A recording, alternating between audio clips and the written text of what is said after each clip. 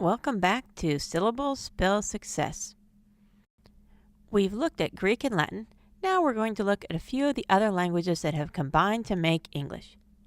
This is a representation of the words that have entered English. On the bottom level, Old English, which includes words of Old Norse origin, a Germanic base, strong words that are usually short. They are the most common words in the English language. However, they are not the majority percentage-wise of the words that make up English. They are most frequently used. They get reused. For example, bird, said, right, that, like. At the next level up, we have our Romance languages, Latin, a mixture of Latin and French. These have a more romantic, melodic sound. They are also usually at least 2 syllables long. The mix of French and Latin is shown because for many words, it's hard to determine which language they came into English from because the Latin and French roots are often similar. For example, confess has a Latin root, confessare, French root, confessor. French was spoken in England by the nobility for 300 years, starting in 1066. So there are a fair number of words with French origins in English. For example, ballet, chef, soup, chateau. Now, we'll look at the phonics and spelling patterns of the different languages of origin. First, some vowel differences. In the words of Old English, OE, 2 vowels often work together to make one sound. Red shows spelling changes from I to Y as words of Old English do not end in an I. AI within the word, AY at the end. Male, say. OI within the word, OY at the end. Boil, toy. Let's try to spell a few and see how you do. Spell pain and pay. Pain, ouch. Pay, give money. Good. AI within the word, AY at the end. Spell coin and ploy. Coin like money, and I have a ploy to make you work. Great. Y changes from I to Y in both AI, AY and OI, OY. This pattern also works for EI, EY as in vain and they, another way to spell long A. Now, let's go green. Words of Old English origin don't end in U. U changes to a W in EU, EW, OU, OW, and AU, AW.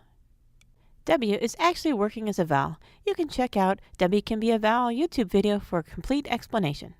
Let's look at a few. EU within the word, EW at the end. Europe, flew. OU, OW, out, brown. OU within the word, OW at the end or within. AU within, AW within or at the end. Pause, lawn. Don't get blue. Blue's the last group of vowels will do. Also, Old English words don't end in an A or I. OA changes to OE. Boat, toe. UI changes to UE. Fruit, blue.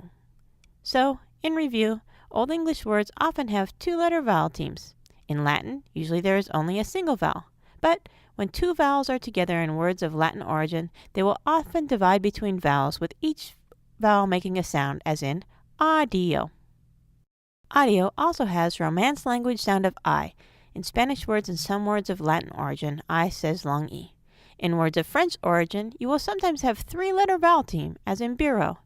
In words of Greek origin, there are a few 2-letter vowel teams, but usually single vowels, and the vowels will sometimes divide, as in biology. Greek also overuses Y as a vowel compared to the other languages of origin that make up English. Let's take a quick break with a hint for today's first exercise. Look for a 3-letter vowel team word. Do you know what language has 3-letter vowel teams?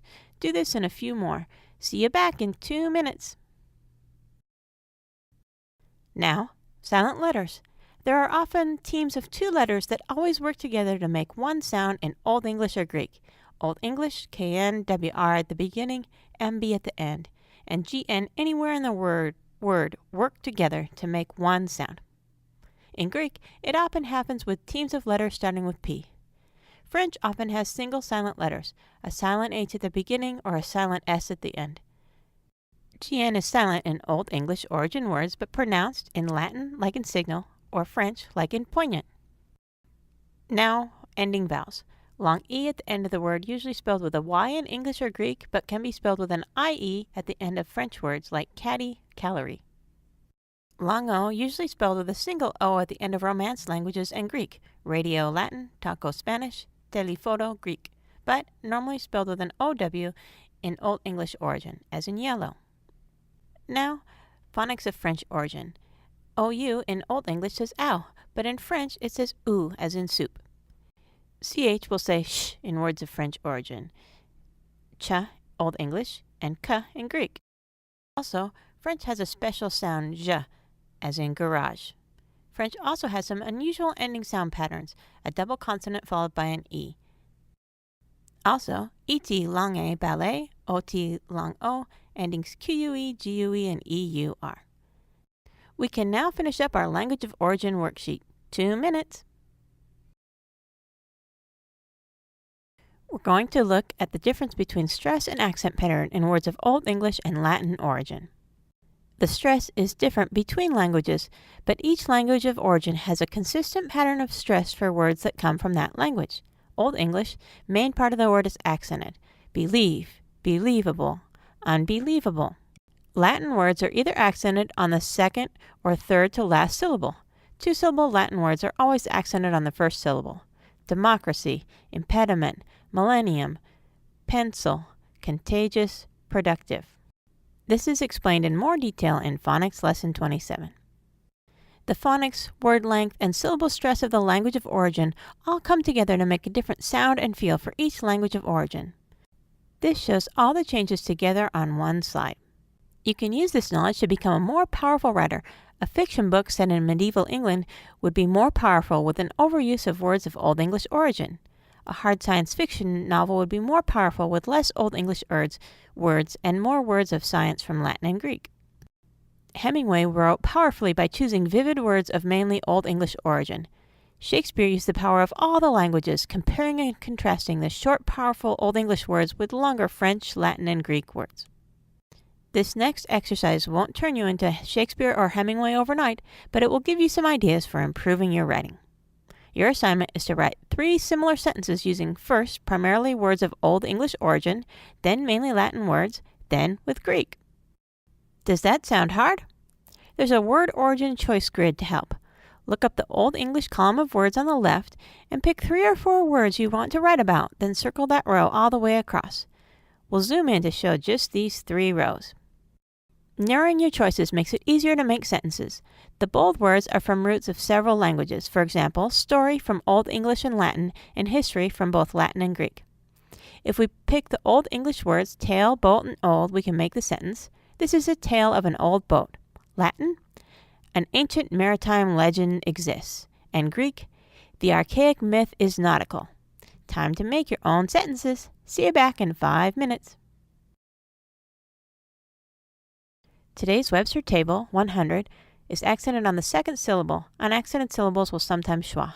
Unanimous, asparagus, precipitous. Remember, you can turn back to the syllabary for help and review. Work at each student's pace, reviewing earlier phonics material and earlier Webster tables for students that need review. Make sure each student does a bit of work from Webster Speller because it's very powerful. See you back in 5 minutes. Time for games or a short break. Today you can do a combined bingo with all 4 cards and all 4 word lists for a giant Greek and Latin bingo game. Thanks for watching. Remember to do the exercises linked in the video description to get the full benefit and also read the words. Please like and subscribe, and don't forget to watch the rest of the lessons. You'll be amazed at how much you learn by the end.